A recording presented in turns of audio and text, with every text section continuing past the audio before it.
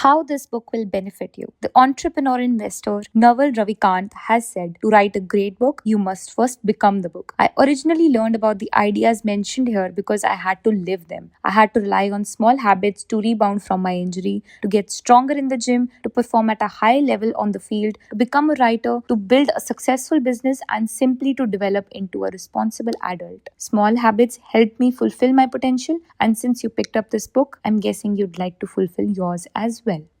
In the pages that follow, I will share a step by step plan for building better habits, not for days or weeks, but for a lifetime. While science supports everything, I've written this book is not an academic research paper, it's an operating manual. You will find wisdom and practical advice front and center as I explain the science of how to create and change your habits in a way that is easy to understand and apply. The fields I draw on, biology, neuroscience, philosophy, psychology, and more, have been around for many years. What I offer you is a synthesis of the best ideas smart people figured out a long time ago, as well as the most compelling discoveries scientists have made recently.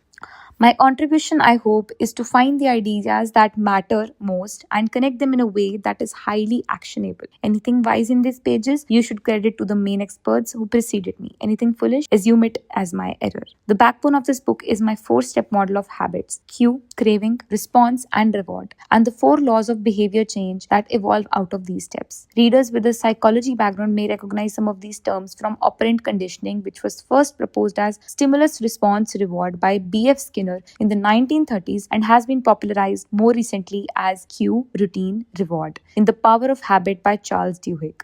Behavioral scientists like the Skinner realized that if you offered the right reward or punishment, you could get people to act in a certain way. But while Skinner's model did an excellent job of explaining how external stimuli influenced our habits, it lacked a good explanation for how our thoughts, feelings, and beliefs impact our behavior. Internal states, our moods, and emotions matter too. In recent decades, scientists have begun to determine the connection between our thoughts, feelings, and behavior. This research will also be covered in the pages. In total, the framework I offer is an integrated model of the cognitive and behavioral science. I believe it is one of the first models of human behavior to accurately account for both the influence of external stimuli and internal emotions on our habits. While some of the language may be familiar, I am confident that the details and the applications of the 4 laws of behavior change will offer a new way to think about your habits.